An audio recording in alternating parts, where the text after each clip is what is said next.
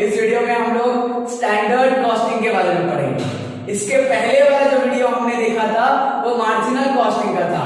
ये दोनों आपको यूजफुल होगा। अभी आपका टीवाईबीकॉम का एग्जाम आने वाला है, तो ये दोनों चीजें आपको टीवाईबीकॉम के एग्जाम में काम आएगी।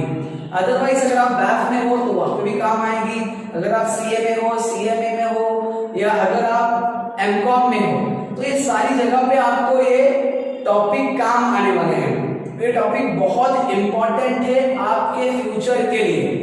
तो स्टार्ट करता हूं मैं, क्योंकि आप फ्यूचर में जॉब के लिए जाओगे तो आप कोई भी मैन्युफैक्चरिंग कंपनी में जाओगे तो every company has to set a standard. हर एक कंपनी एक स्टैंडर्ड सेट करती है, वो स्टैंडर्ड के हिसाब से वो कॉस्टिंग बनता है।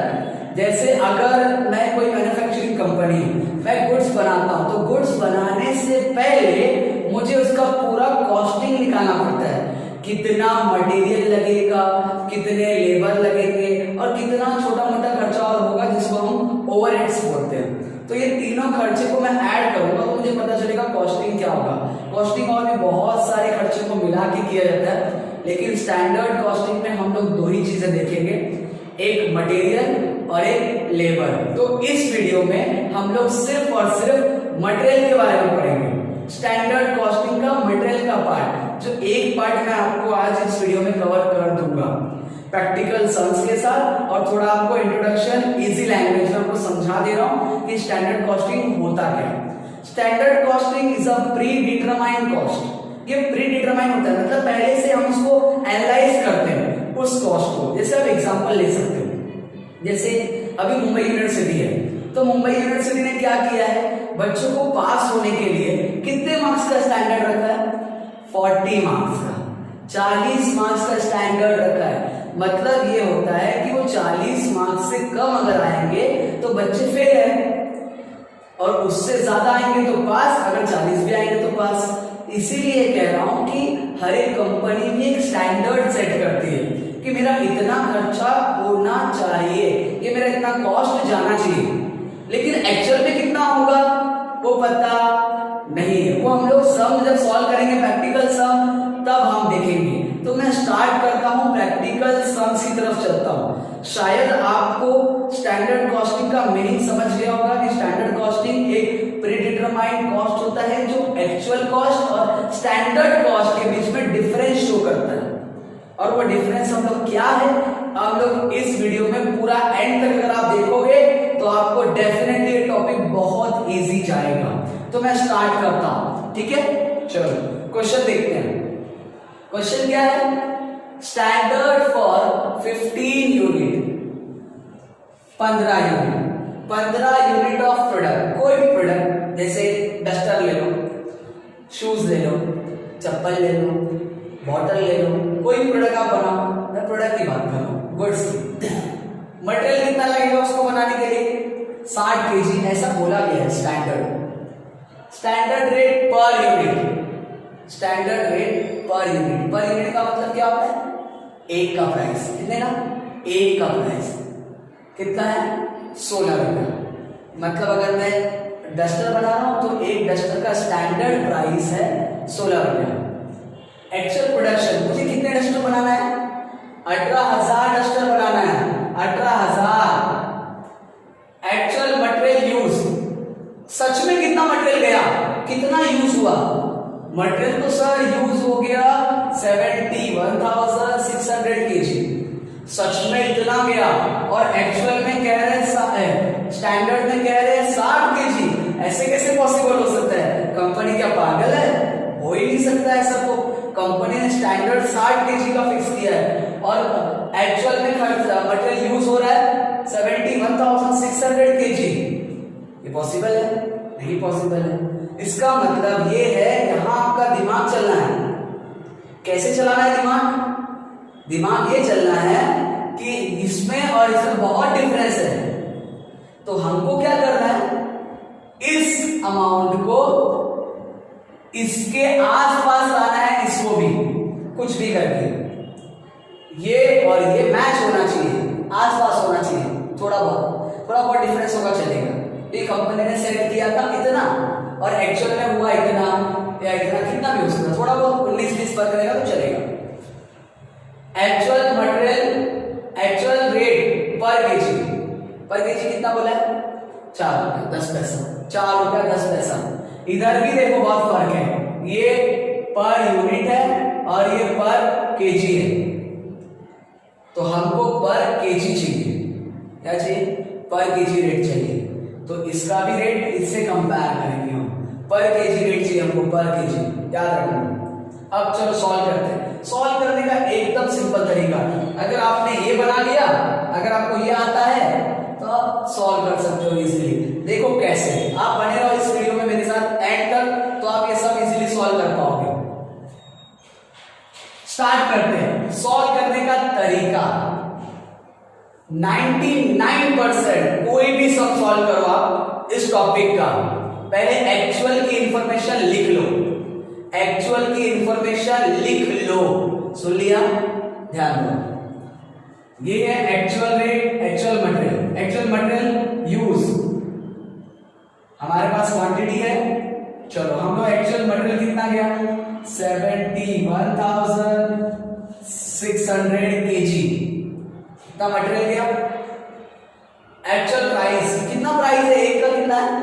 एक का है 4 रुपया 10 पैसा। कितना आता है? कैलकुलेट करेंगे तो चलो करके देख लेते हैं आपके सामने। 71,600 into 4.10 293,560 293,560 इतना आ गया। ठीक है, इन दोनों को मैंने इंटू किया, ये आ गया आंसर। आगे बढ़ते हैं, अब हमको ये कैलकुलेट करना है। अब ये कैलकुलेट करने के लिए हमारे पास इंफॉर्मेशन कौन सी अवेलेबल है? हमारे पास एक्चुअल प्रोडक्शन है 18,000 यूनिट, स्टैंडर्ड रेट है 16 पर यूनिट, और मटेरियल कितना है? 60 केजी, और इधर कितना है? 15 यूनिट। अच्छा 15 यूनिट के लिए कितना केजी है? 60 केजी। लो कैलकुलेशन देख लो, यूनिट केजी। 15 यूनिट के लिए कितना केजी है? 15 यूनिट में सिर्फ 60 केजी। 15 यूनिट बनाने के लिए, 15 डस्टर बनाने के लिए मुझे 60 किलो मटेरियल लगेगा, 60 किलो। लेकिन मुझे 15 बनाना है क्या? नहीं, मुझे कितने डस्टर बनाना है? यहाँ पे क्लियर हो रहा है? क्लियर? 15 यूनिट बनाने के लिए 60 किलो लगेगा, मतलब 15 डस्टर बनाने के लिए 60 किलो मटेरियल लगेगा। तो मुझे कितना यूनिट बनाना है? मुझे डस्टर कितने बनाना है? 18,000 डस्टर बनाना है। तो 18,000 यूनिट के लिए कितना? क्रॉस मल्टीप्लाई कर सकते हो, इसको इससे इंटू कर लो, इसको इससे। 18,000 into 60 डिवाइड बाय 15 कितना आता है? करके देख लेते हैं। चलो 18,000 into 60 डिवाइड बाय 15 72,000। ठीक है, चलो ये 72,000 जो आया है केजी में लिखूंगा, केजी के नीचे आंसर आया, केजी में लिखूंगा। इसका मतलब क्या था? वापस से क्लियर कर रहा हूं। 15 यूनिट के लिए 60 केजी लग रहा है, तो 18,000 यूनिट के लिए कितना केजी लगेगा, कितना किलो लगेगा? तो यहां पे लिख दो 72,000। सर समझेगा कैसे, कहां लिखना है? ध्यान दो, ये क्या है? एक्चुअल क्वांटिटी, और ये क्या है? स्टैंडर्ड क्वांटिटी है कि नहीं? तो दोनों मैच होना चाहिए, आसपास होना चाहिए। ये 71,000, ये 72,000, सही है। आगे बढ़ते हैं, अब सॉल्व करते हैं, या तो आपको प्राइस निकालना है या तो कॉस्ट निकालना है। तो कॉस्ट निकालने का तरीका मुझे सिंपल लग रहा है, क्यों बताऊं? देखते हैं क्यों। 18,000 यूनिट है, एक यूनिट कितने में बनता है? इधर देखो, स्टैंडर्ड रेट पर यूनिट, एक यूनिट कितने में बनता है? मतलब एक डस्टर कितने में बनता है? एक डस्टर बनता है 16 रुपए में। अच्छा, आपको कितने डस्टर बनाने हैं? सर कितने बार बोलूं? मुझे 18,000 डस्टर बनाने हैं, 18,000। ले लो, 18,000 डस्टर बनाने हैं। और एक डस्टर कितने का है? एक डस्टर है सर 16 रुपए का, यही तो लिखा है स्टैंडर्ड रेट पर यूनिट 16 रुपए। एक डस्टर 16 रुपए का, तो कितना होता है? 18,000 इंटू 16, 2,88,000।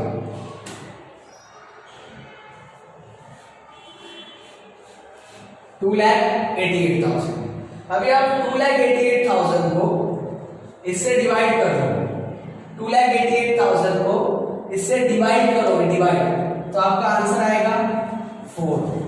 किसी को कोई डाउट है ये 4 कैसे आया? इसको डिवाइड किया इससे, क्लियर है? चलो क्लियर है, आगे बढ़ते हैं। सर यहां तक के तो क्लियर है, आगे बढ़ जाते हैं सर। चलो ठीक है, देख लो एक बार। अब सम सॉल्व करते हैं एकदम सिंपल तरीके से। इधर आ जाता हूं, अभी आपके तरीके से सम सॉल्व करते हैं। स्टैंडर्ड प्राइस, प्राइस कितना है?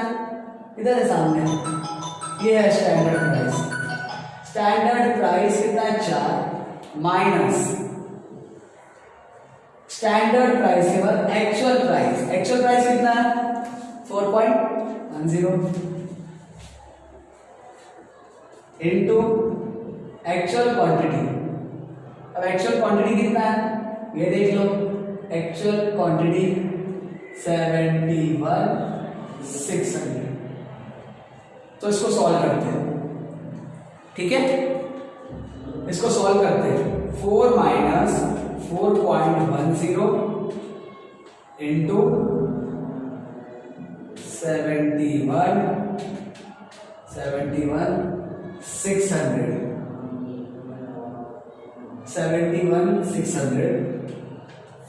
4 माइनस 4 इंटू 71,600 कितना आता है?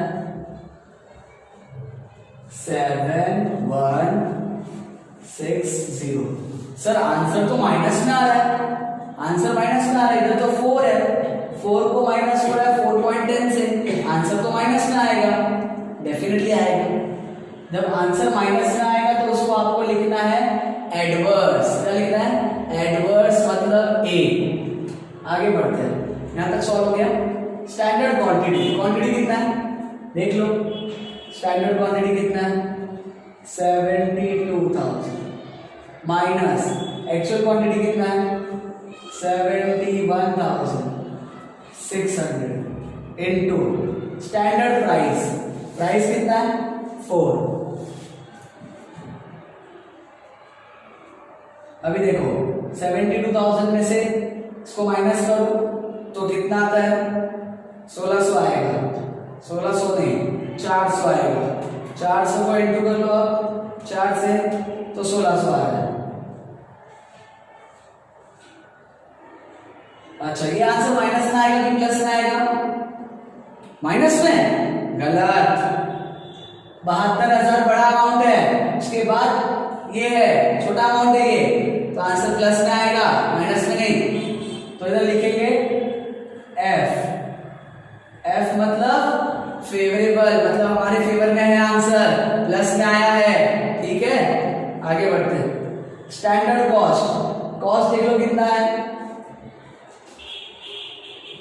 कितना आ रहा है कॉस्ट? 2,88,000 माइनस एक्चुअल कॉस्ट कितना है? 2,93,560। कितना आएगा आंसर? माइनस करोगे तो कितना आ रहा है? देखो 2,88,000 माइनस 2,93,560 आंसर आता है 5560 और ये आंसर माइनस में आता है सर। कैसे माइनस में आएगा सर? 288 बड़ा है कि 293? 293 बड़ा है तो आंसर माइनस में आएगा। माइनस में आएगा तो एडवर्ड्स लिखना है, भूलना नहीं है, ठीक है। अब वेरिफिकेशन, क्रॉस चेक कर लो आपका आंसर सही है या गलत है। एक बार क्रॉस चेक कर लेते हैं, एकदम सिंपल तरीका है। ये क्या दिया है? Material cost variances. कॉस्ट कितना आया है answer? 5560A Edwards is equal to, मतलब ये आंसर लाना है हमको कैसे भी। अभी कैसे आएगा ये answer? Material price variances. Price variances का आंसर क्या है? 7160। ये आंसर माइनस में, आप भूलना मत, माइनस में है। उसके बाद मटेरियल यूसेज वेरिएंसेस। यूसेज का आंसर कितना है? 1600। ये हो गया 1600F। अभी आप चेक कर लो ये आंसर आ रहा है क्या? कैसे आएगा? 7160 माइनस फिर प्लस है, तो माइनस प्लस क्या होता है? माइनस प्लस ऑलवेज माइनस होता है, भूलना नहीं है, ये छोटा सा मैथ्स है। तो 7160 माइनस 1600, तो आपका आंसर आता है 5560। तो इसी के साथ ये पूरा सम हो गया है। एक बार चेक कर लो, कुछ भी गलती आपको लग रही है या कुछ भी आपको प्रॉब्लम है या कोई भी क्वेरी है इस वीडियो में, तो आप मुझे कमेंट करके पूछ सकते हो।